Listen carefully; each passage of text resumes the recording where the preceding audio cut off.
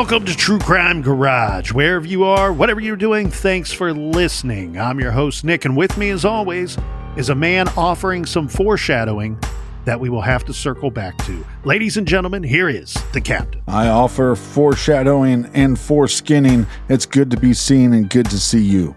Thanks for listening. Thanks for telling a friend. Today we are still sipping on some Angel's Perch Amber. This is a deep mahogany-colored American amber with a toasty and rich caramel malty base. A little sweet, nice and smooth. Garage grade 3 3/4 bottle caps. And let's give some thanks and praise to our good friends for helping us out with this week's shows. First up, we have a cheers to Shira in Ogden, Utah. And a big We Like You jib goes out to Ted McDaniel in Winchester, Virginia. Here's a shout out to Kelly V in Scottsdale, Arizona. And a big tall cans in there goes out to Larry Collins in Fruta, Colorado. And last but certainly not least, Captain, we have a double-fisted cheers that goes out to Kristen and Amelia in Hastings, Nebraska. Everyone we just mentioned, they contributed to the beer fund, and for that, we thank you. Yeah, BWRUN Beer Run. Hey, we like that you support us on Facebook and Instagram, but all you're really doing is making Mark Zuckerberg richer. So go to truecrimegarage.com, sign up on the mailing list so we have direct contact with you. ET phone home. And that's enough of the business. All right, everybody, gather around, grab a chair, grab a beer. Let's talk some true crime.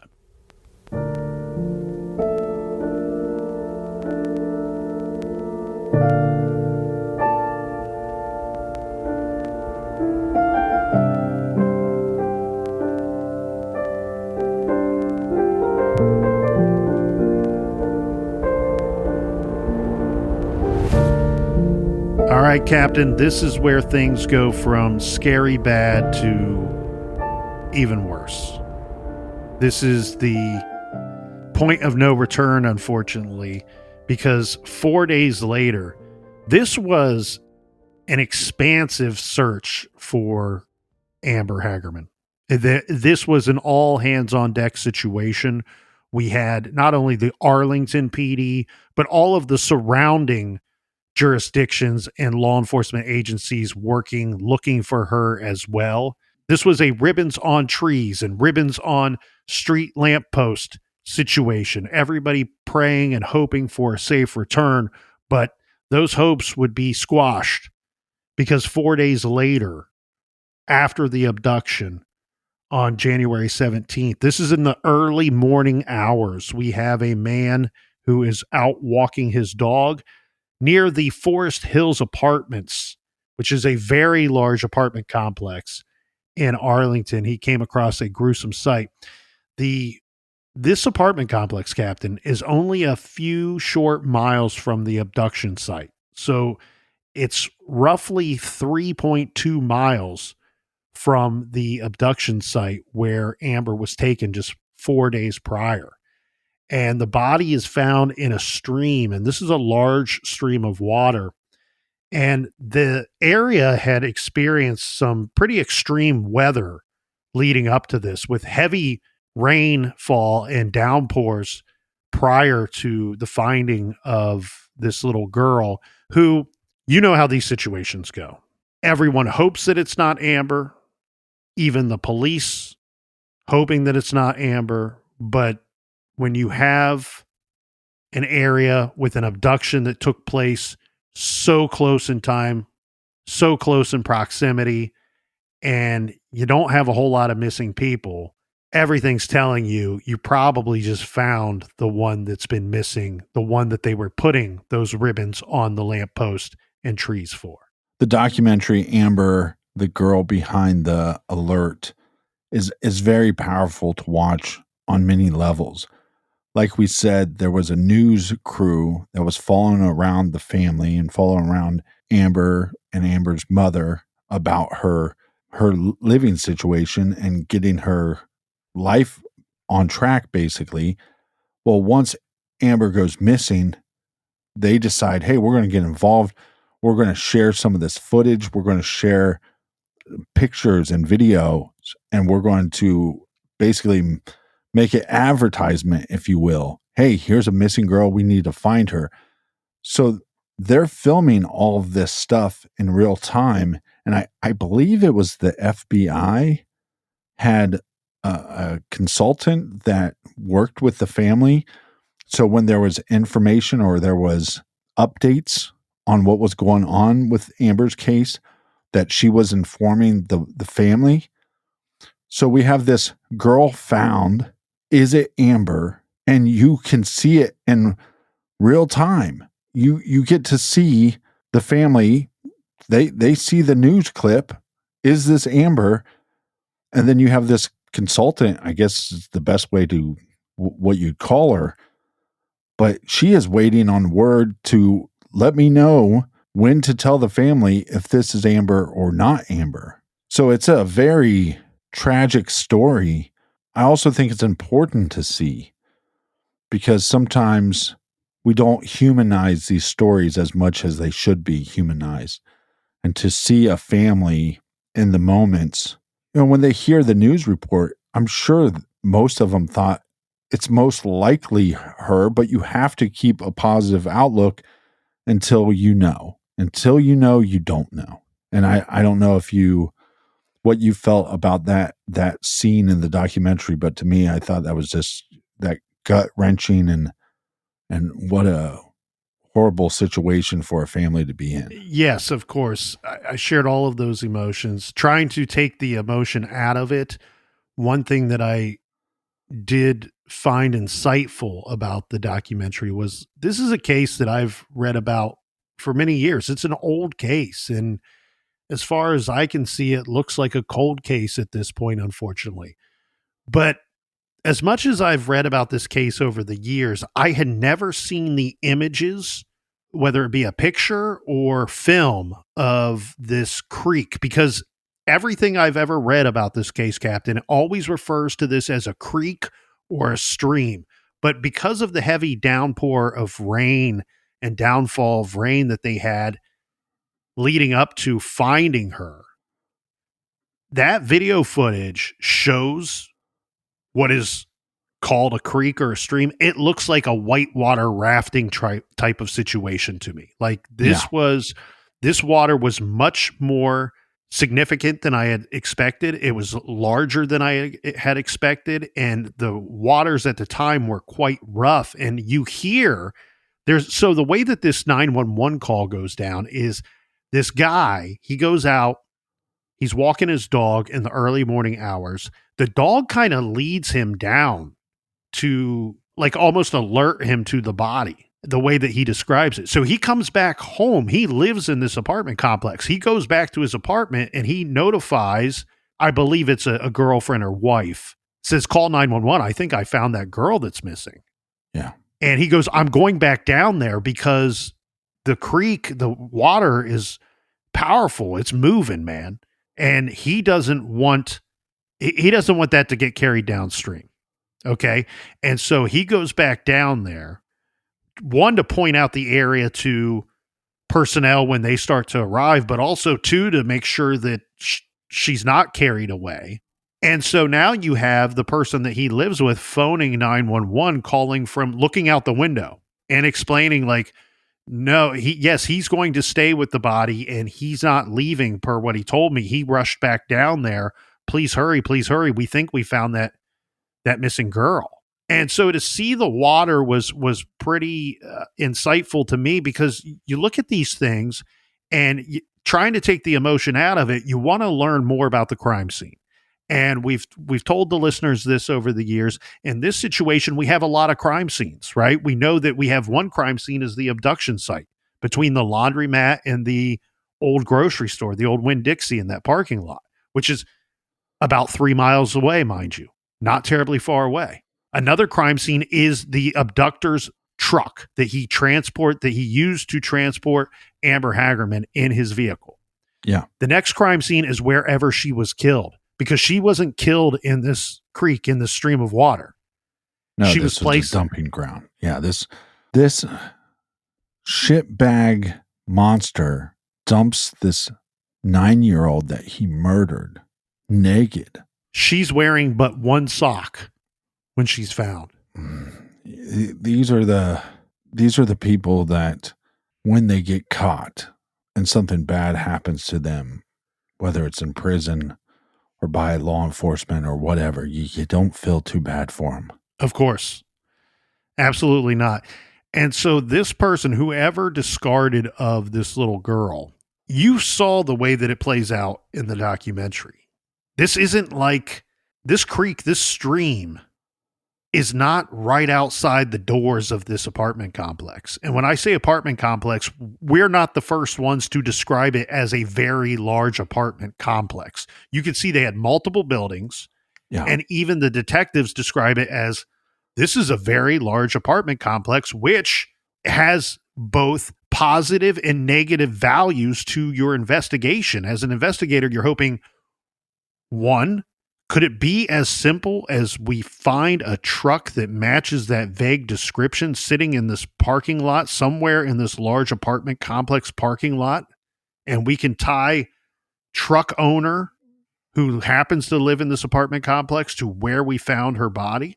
Do you have the opportunity where maybe if the person doesn't live at that apartment complex who committed this horrible crime, is there a chance that somebody living there saw the individual transporting the body to this location? Well, this is, to me, more suggestive evidence.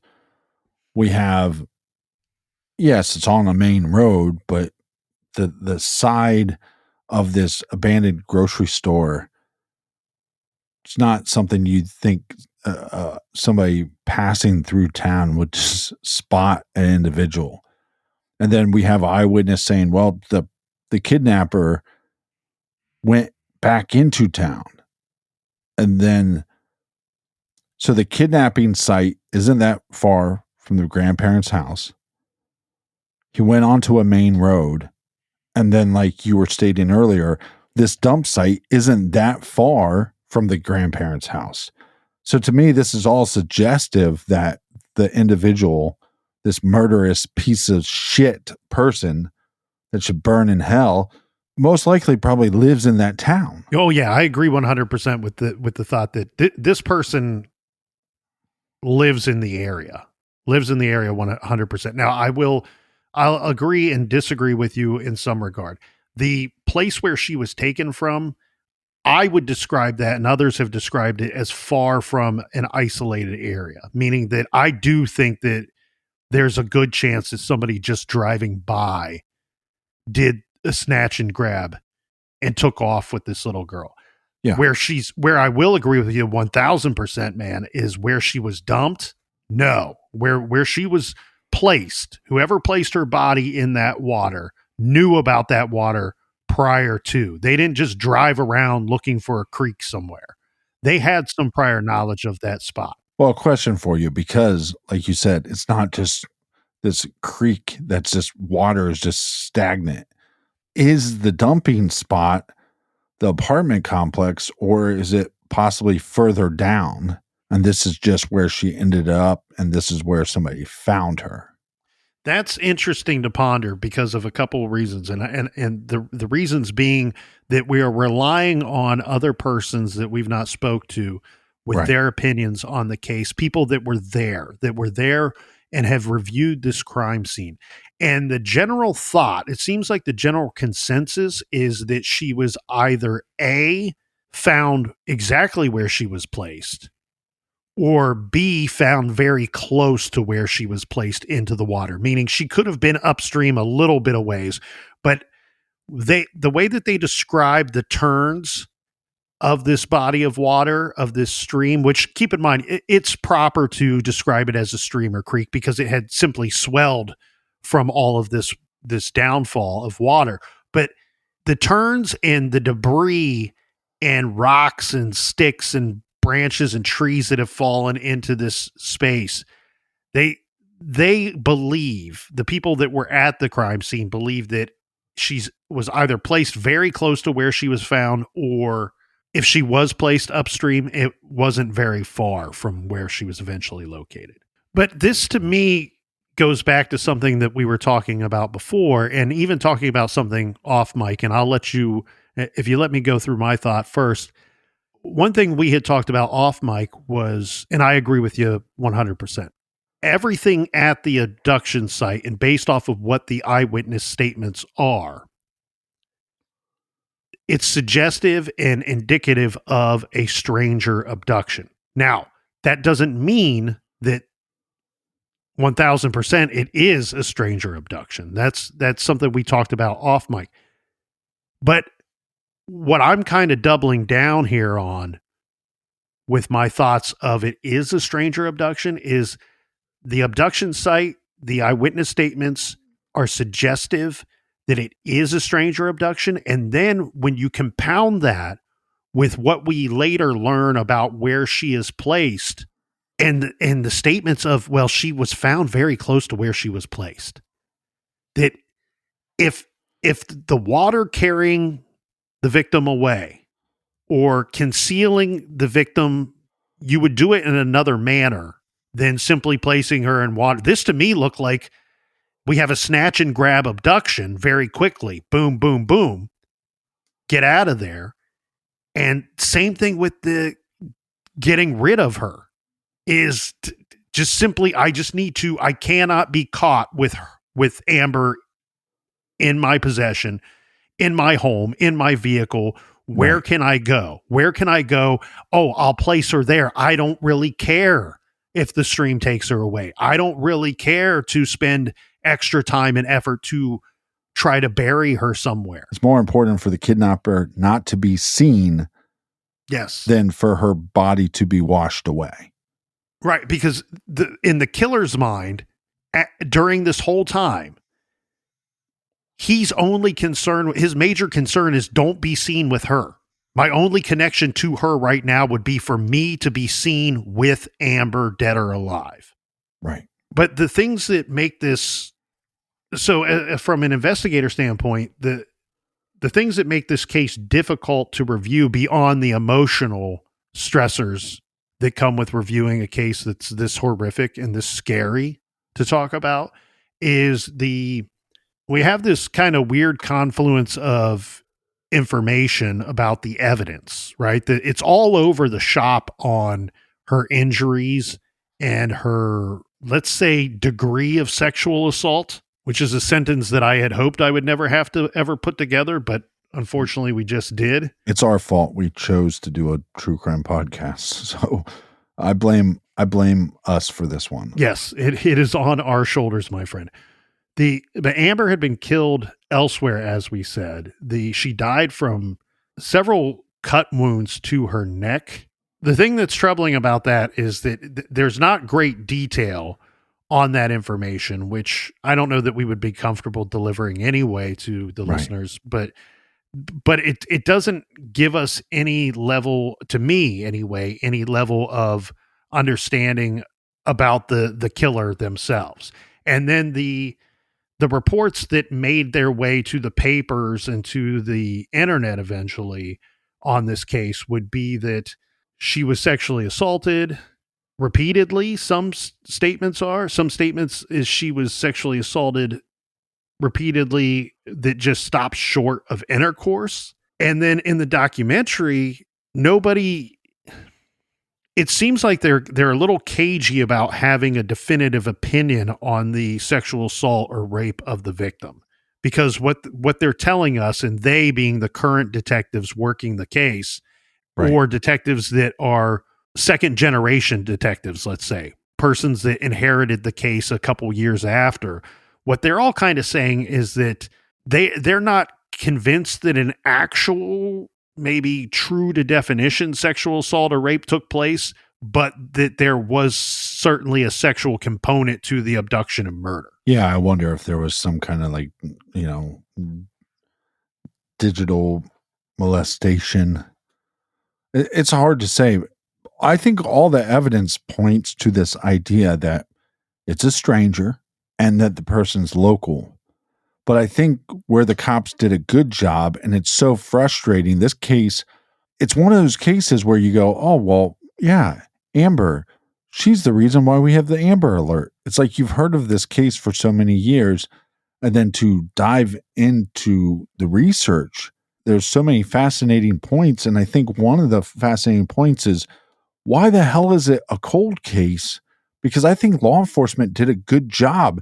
Instead of putting blinders on and going, look, the evidence is telling us it's most likely a stranger and most likely a local. That didn't stop law enforcement from interviewing and questioning and looking and having some suspicious eyes when it came to family members and friends, and even looking at possible outside of the city suspects. I think they did a good job of trying to uncover, lift up every stone and look in every direction and dive down every rabbit hole. You're exactly right. I think they did the best job that they could. But, we say, why is this a cold case? And I think that to go to the negative of something, right? We were talking earlier about this large apartment complex where she's found near. There's positive for your investigation and there's a negative to it. The negative is that if those two positives don't pan out for you, remember, maybe we find the guy's truck here. That it's as simple as the guy lives here. Or if we can't get the suspect having been in this area, living in this area at the time of the crime, maybe we can find somebody that saw him coming or going from this area. Now we have a second or third or fourth eyewitness. That's your positive. That's what you're hoping for when you figure out, oh, we found this poor girl and this is where we found her. And there's this large apartment complex. The negative for your investigation is now you're stuck there canvassing this area because you have to. It would be irresponsible and frankly just downright dumb not to. But if either of those positives don't pan out for your investigation, now you've spent all this time in this compressed area, right, and not out chasing down other leads. Can you give me this answer? I don't know. I don't know it off the top of my head. She's kidnapped on a Saturday. What day is her body found? So she's kidnapped on what would be Saturday the 13th. And I'm so glad that you circled back to this, my friend. She's found 4 days later on the 17th. Now, we have a situation here where the medical examiner comes out and says, these are the wounds. There's some kind of sexual assault here. And some reports state that she was beaten as well. Right. But there are other reports that state that there was no bruising that was found from postmortem, from when she was in the water. So those bruises, they have determined they came prior to her death. So we're armed with that information. But the medical examiner comes out and says, found on the 17th, we believe she was kept for a couple of days. So she would have been killed sometime on the 15th, maybe even on the 16th. And we believe that she was in that water for 12 to about 24 hours. Why is that important? That is important because of this. We started off the show talking about important dates, important days of the week, dates where it falls on the calendar. And if you look at the calendar for 1996, she's abducted on a Saturday afternoon, approximately 3 p.m.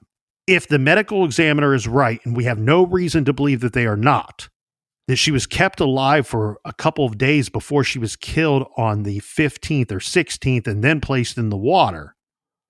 Well, the 14th is a Sunday. The 15th is a holiday, a national holiday for most people at most occupations. That's Martin Luther King Jr. Day, MLK Day. Some people have jobs where they don't go to work on MLK Day. And when you look at that timeline, I look at it as simple as this. If this killer had the ability to keep her somewhere, that means he very likely either lives alone or has a space to himself for a period of time. Yeah, no. And I'm going to go. Unfortunately, I think he killed her because he had to go back to work and couldn't keep her while he couldn't supervise and oversee the situation. Yeah, I'm going to throw this out there. Serial killer. Because what have we seen in so many of these serial killers? This is a family man, I believe. Truck, It was a newer truck. It was clean. And we've seen this so many times where these serial killers, they go, oh, well, my wife and kids are going to go visit her family. I'll come up with an excuse of why I can't go. And then I can I commit whatever crime. And whether it's a basement or it's a shed or some place that if somebody does come back, I can hide her in this facility, this kill zone facility, if you will, until I can then dispose of her. And that would make a lot of sense. Wife and kids go out of town for the weekend. They're going to come back on Monday night or Tuesday morning, and I'm going to have to go to work. So I'm going to have to get this all done within this time frame. We got a lot more to get to right after this quick beer break.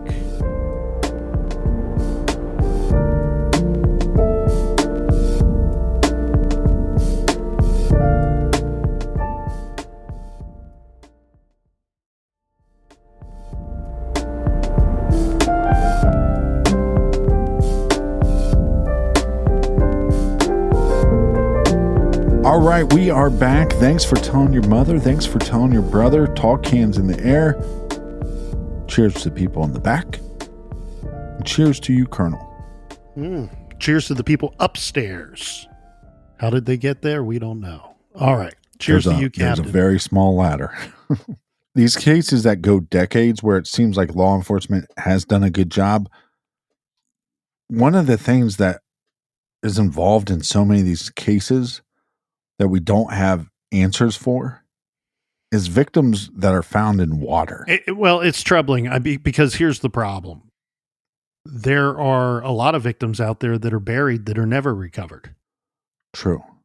And then you have a situation like this where, look, we're looking for the killer. There's other problems with your investigation. There's killers of your investigation. Time is a killer in your investigation. And here, the water is the killer of your evidence. And I think that is why we get such an inconclusive statement, so many inconclusive statements and almost confusing statements regarding sexual assault with the victim here. Because I think that the water and the situation, remember I described it as a whitewater rafting type of situation. I think that rushing water did a lot to destroy evidence, and maybe some of that evidence is gone forever. I hope and pray not. Technology gets better every single day.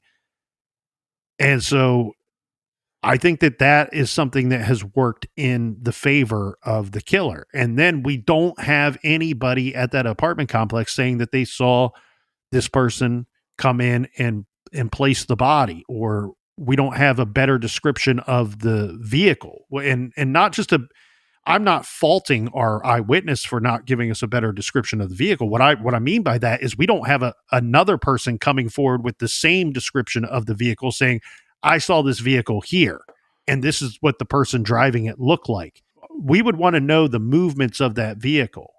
Look, I'm just a guy in a garage here, but if I don't care how many little ladder. I don't care how many black pickup trucks are out there in the area. I think this guy could still be very local. And I also think that it could be just as simple as he parked the truck in his garage for a period of time, that he had this poor victim, and you can drive around all day and night. We know that they've done that in plenty of cases. There's a case from Virginia, a case from Pennsylvania that we've talked about where they had a great eyewitness descriptions of the vehicle, the suspect vehicle that they were looking for. Vehicles that had body damage to them, which makes them unique, but they couldn't find them. They never found them because every time that they were driving in the neighborhood of the killer that they later identified and arrested and convicted, we learned that simply he parked it in his garage. It wasn't parked on the street or in the driveway during the time that they were out in masses looking for that vehicle. Now, we talked off mic here, Captain, about how much this case disturbs us, but equally, even with as little information as there is out there, because we just don't have additional witnesses. We just don't have additional evidence.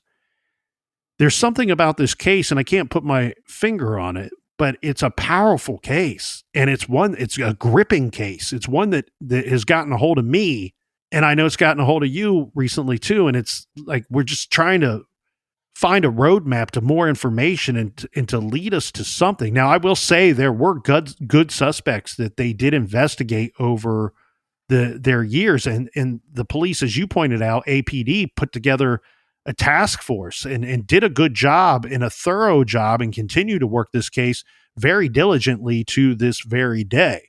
The task force, for my understanding, disbanded in 1999. So it was together for a good deal of time. And during that time, they looked at other offenders, and they did the old pervert roundup early on in the investigation, as they should. It would be strange not to. I wanted to seek out the experience from experts, persons that had worked similar cases. So people that are not necessarily talking specifically about Amber Hagerman's case, but are talking about cases that have a lot of similarities. Here is what I was able to come up with here, Captain, and this is from Ken Lanning. Ken Lanning, who is he? He is an individual that worked with a lot of the first generation mine hunters for the FBI. The captain referenced an FBI personnel coming into this investigation early on, and one person in particular working almost hand in hand with the family over the course of several days, if not weeks. And one thing we do know, because we had that eyewitness statement of this being an abduction and the description that was provided by the eyewitness of that abduction, Texas called in the FBI's serial killer child abduction unit. They were brought in and spent many days in Arlington, Texas, working this case. So I wanted to seek out some experts' opinions on similar cases. And Ken Lanning, we recommended his book a while back. It is, I'm going to get this wrong. I should have put it in my notes. It was, it's one of the, get things wrong. I tell you, the title of the book is Love, Bombs, and Child Molesters. And I know that seems like that's a very strange title, but it's very good book. Yeah, but the problem with a title like that, that's not a book that you want to pick up at the bookstore and take it to the checkout. No, and that's my only problem with the title. The thing is, I don't think that Ken Lanning, his goal was to sell any books. And I don't think that he was trying to set up a situation where he wouldn't sell any books. But if you read the book, you understand right away why it is called that, because he's a former FBI agent who worked a lot of child molester, child abduction cases, and he worked a lot of bombing cases. And he's a man who very much loves his wife and loves his children and his grandchildren. So the book is about the three things that he knows the most about. And so Ken Lanning, he describes the 4 phases of abduction for the offender, for a similar type offender. And he says those 4 phases are 1, buildup, 2, abduction, 3, post-abduction, and 4, the recovery/release phase. In the buildup, the subject engages in fantasy that creates some need for sexual activity, although it may not start out child-oriented. He validates and rationalizes his fantasy by talking to others who share or encourage it, or by looking at pornographic material that fuels it. There could be a precipitating stressor that prompts the subject to act on his fantasies, and then either an opportunity presents itself or the offender plans and creates one. When the subject is ready to carry out the abduction, victim selection becomes key. So those are the 4 phases according to an expert, Ken Lanning. And then let's take that a step further here. I was looking at some of Douglas's cases, John Douglas's cases. He's mentioned this in several cases, and I found it to be intriguing because it really mirrors some of the little known details that we have in Amber's case.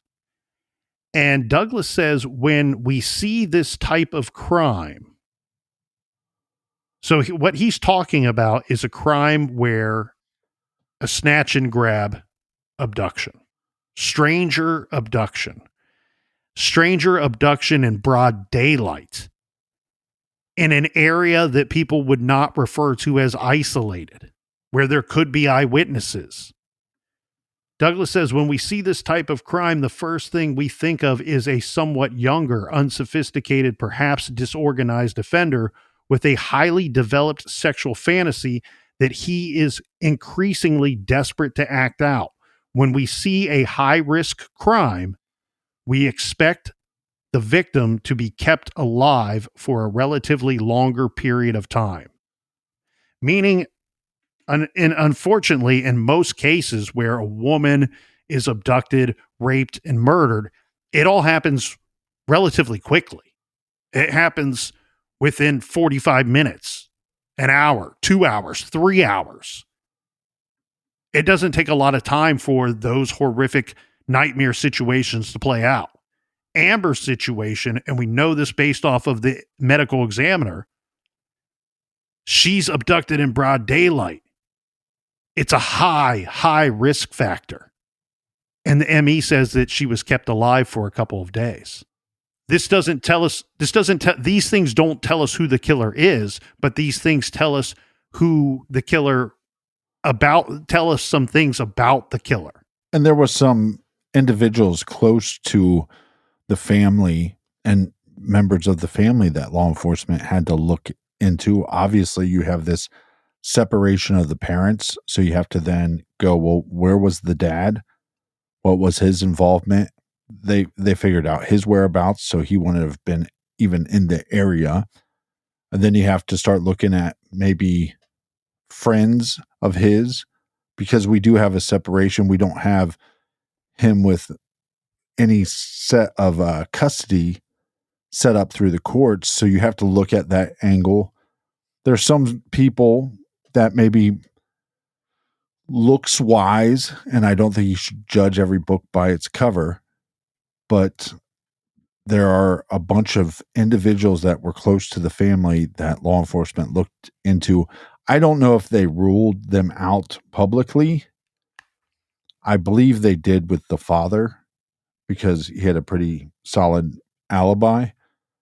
But I also think even if you're a person that law enforcement looked at, you could understand why they're not going to rule out some individuals publicly. Well, some of the people that they did, they've actually, the task force have ruled out, I don't know if I would say a considerable number of people over the years, but we do know that they have ruled out some very bad people, but they've also ruled out some people that were not very bad people close to the investigation. Okay. So with the father situation, you're exactly right, Captain. It's my understanding that he was either at work or with several other people at the time of the abduction. And also, this is not a location that was particularly close to the site of the abduction. So it would be, even if those persons are off by 30 minutes or an hour on their time frame, he couldn't have made it there in time to do what he did. The other thing that complicates things too is your suspect changes after you find your body. Why? Because in most abductions, the sexual assault and murder take place very quickly. Here, that's not the situation. The medical examiner tells you within 24 hours or so of finding the body that she was alive for days into the abduction, days after the abduction. So dad, who is sitting with mom and consoling her and crying on camera during those days that Amber was alive, doesn't make for a good suspect now that you found the body.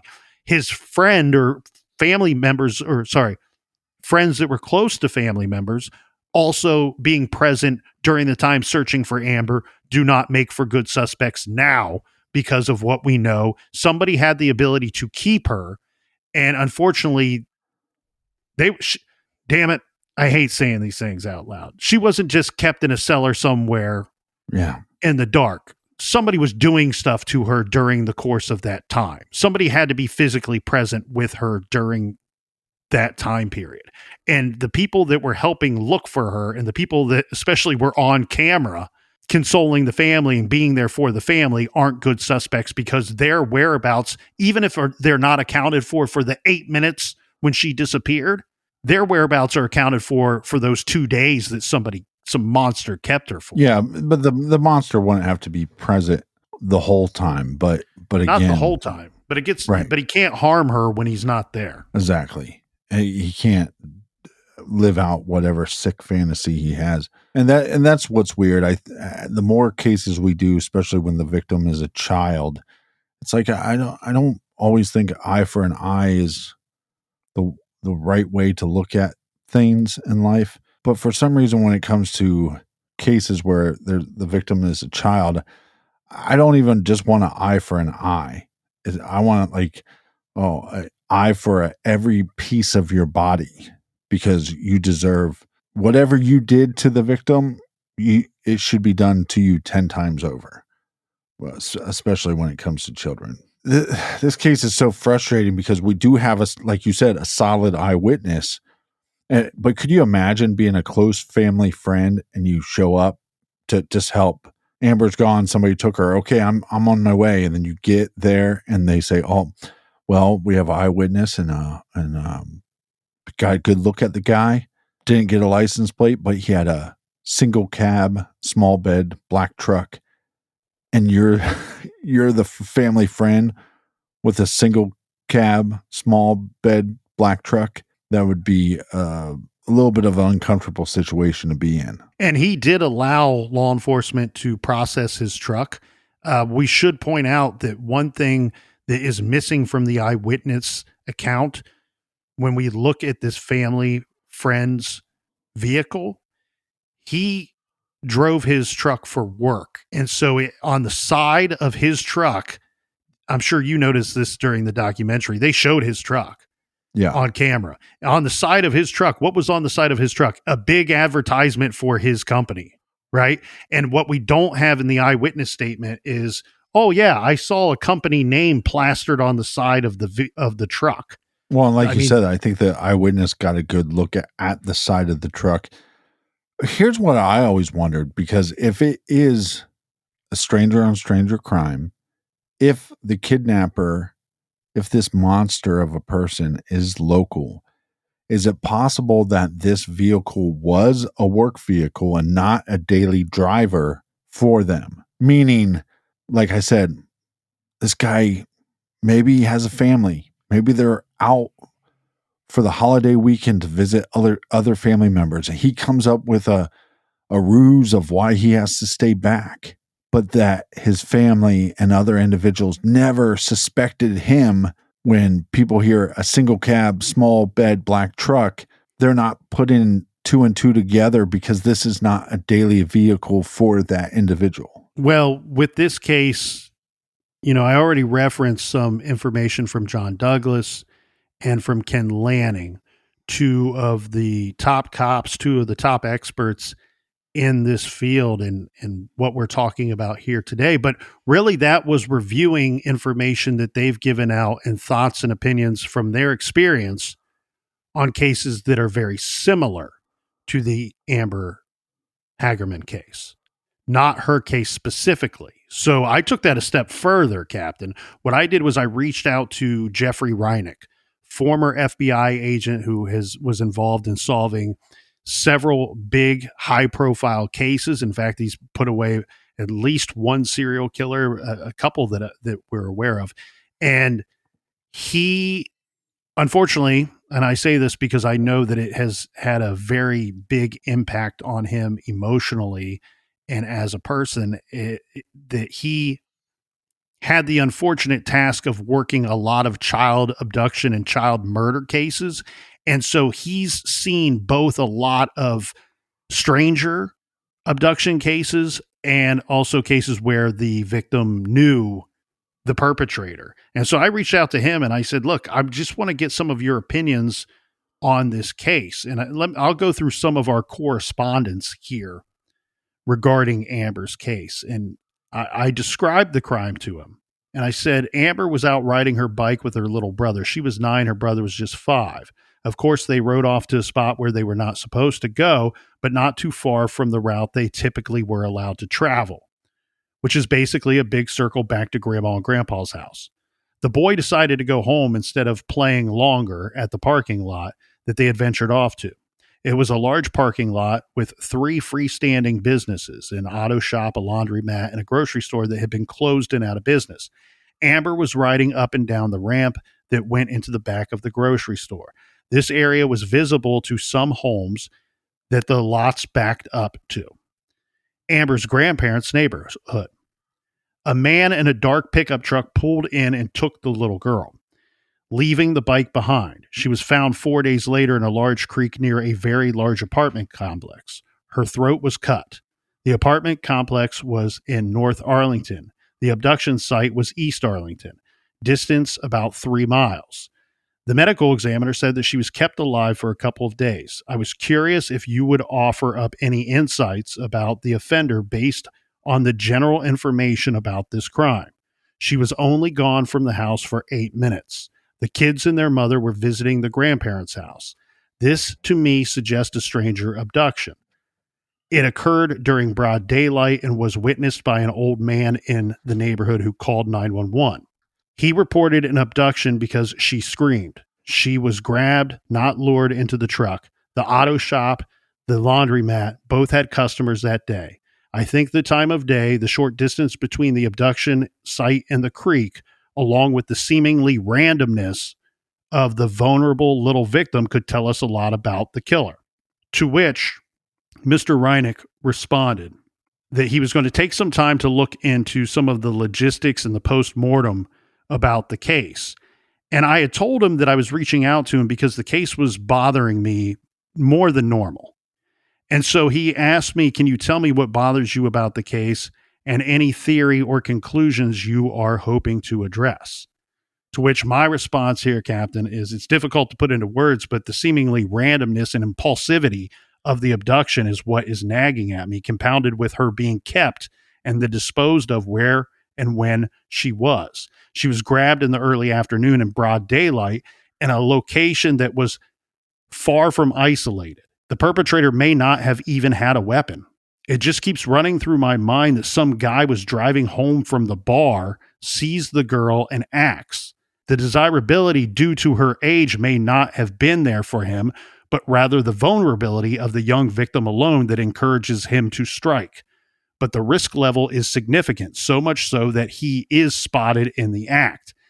He keeps her for a couple of days, must live alone, and then places her in the creek at a spot where he feels comfortable that he will not be seen disposing her of. He already knows that he was seen once. He can't risk it again.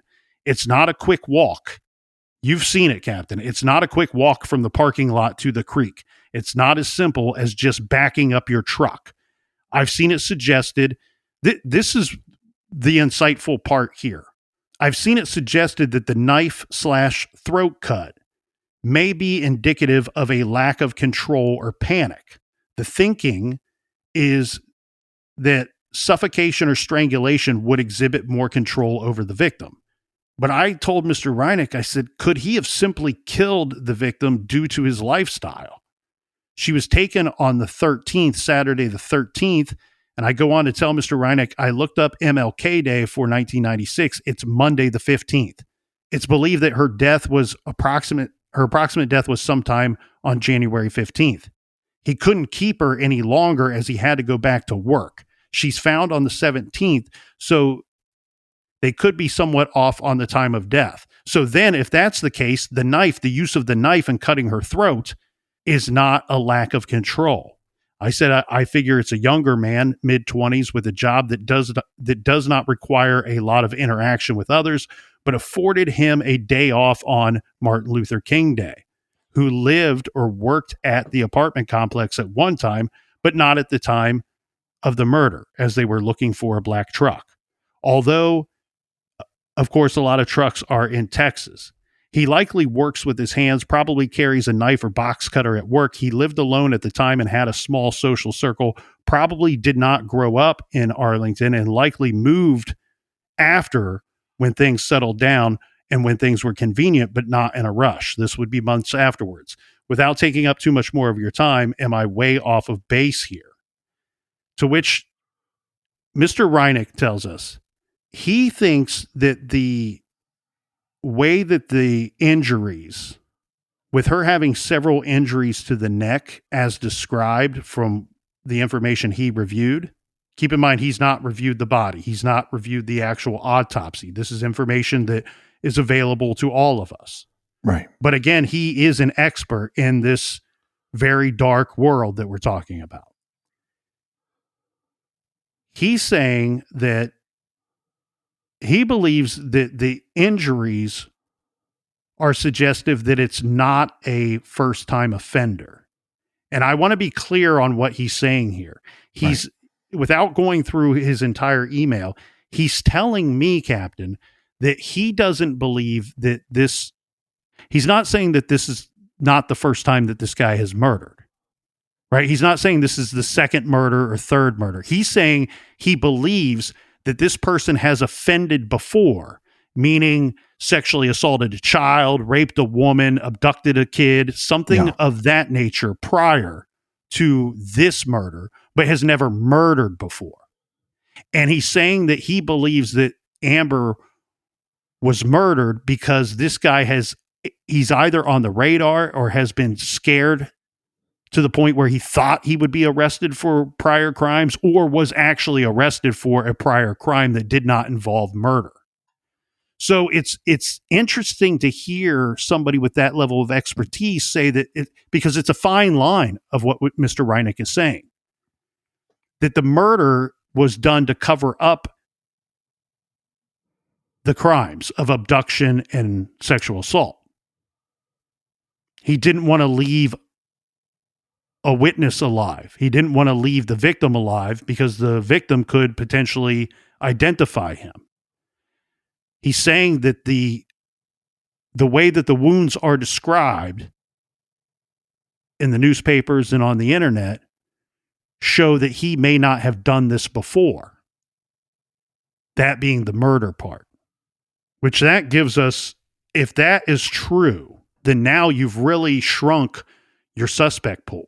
You're looking for somebody that has committed similar crimes without a murder that they've either been caught for or not caught. But I would be looking for somebody that was interviewed, questioned, suspected of, and they carried out the murder to cover up the crimes. All right, Captain, let me read directly from some of Mr. Reineck's statements to me. He says, quote, I believe this is not a first-time offender because many times a first-time offender will not murder the victim who is also the best witness. Additionally, I believe from experience that if the wounds were the cause of death, they were not efficient, and the offender might not have been certain if he affected death, which could indicate a lack of experience in causing death. He goes on to say that it's unfortunate that we don't have better information about these wounds, and he is hoping that this information was shared in detail with the task force members at the time. He wants to be clear that he says, I would have to conclude that anything I offer has no value other than general suggestions such as I offer in this email, because he's not seeing this information for himself. He's not working the case himself, but he goes on to say, I was saddened to see an offender has not been identified or suspected in considering the progress of forensic science. I hope this makes sense. I can understand why this would bother you because it bothers me and reminds me of my experiences. So I want to make sure that we thank Mr. Reineck for taking the time to answer some of my questions on this case and allowing me to disrupt his daily life with a couple of out of the blue questions about a very haunting and a very sad case. This is one of those cases, Captain, that has remained in the news. It's a big case for all of Texas. It really is. You could tell watching the documentary, you can tell that with the sad reminder of the anniversary that comes up every year of when this little girl was abducted, when she was later found, and they've still not resolved this case. But it does lead to the creation of the Amber Alert, which has been a tool. It's been a warning. It's been a way to try to bring kids home, to get kids returned safely, and to even beyond that, identify the suspect or perpetrator of the actual abduction and take them to justice. I will say this, I did review at least one article, and I won't name the authors of that article, that they went on this long report of how it's not ever truly been proven that the Amber Alert is directly responsible for saving lives, or that the Amber Alert is directly responsible for bringing kids home or identifying abductors.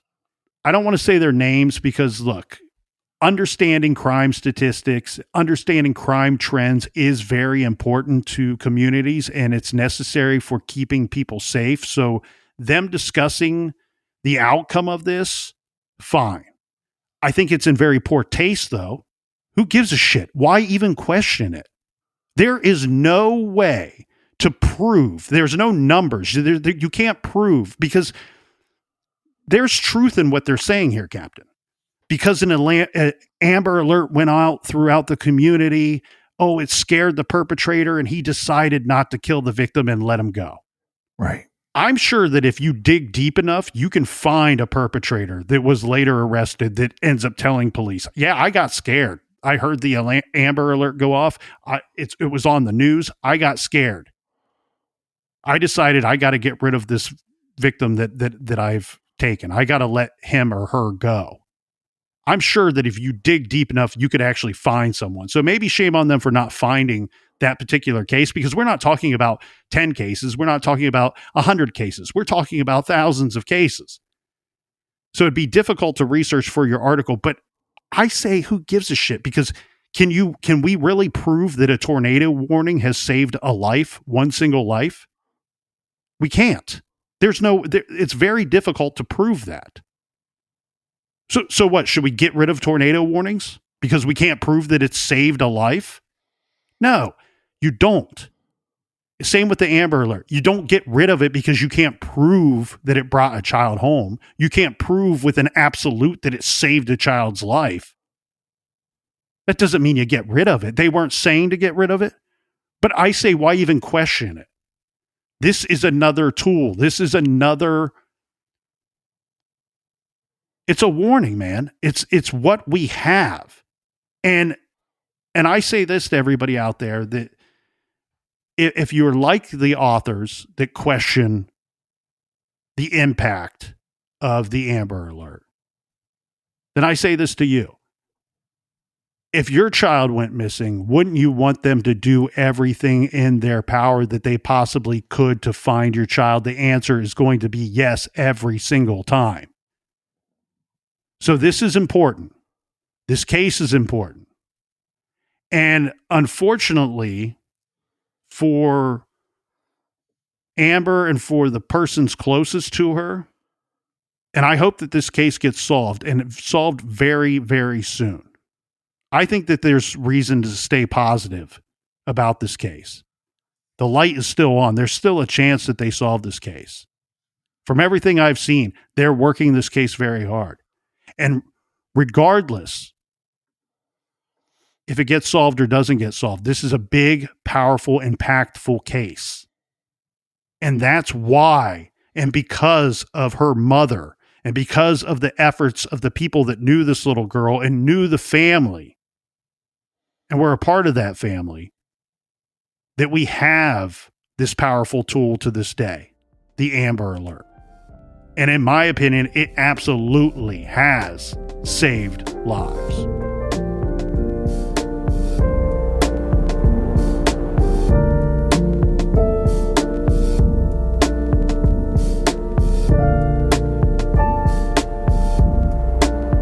I want to thank everybody for joining us here in the garage each and every week. Thanks for telling your friends. Colonel, do we have any recommended reading for the beautiful listeners? Of course, Captain. We have to be recommending Jeffrey Reineck's book, In the Name of the Children, an FBI agent's relentless pursuit of the nation's worst predators. We were lucky enough to have Mr. Reineck on as a guest years ago to talk about some of the cases that he worked over his career as an FBI agent. This is a FBI special agent who had a gift for getting child predators to confess to their crimes. To do that, he had to share a piece of his soul. And I told you earlier about the emotional toll that this took on him, and how could it not? He's a human being. This, just telling these stories, just listening to these stories does take a bit of a toll on you and all of us. But this guy has done some incredible work. The book is one of the best true crime books that I've ever read. And he's someone that I would hope someday that his name will be up there with the Roy Hazelwoods, with the Robert Resslers, the John Douglases, the Ann Burgesses, because he is of that ilk.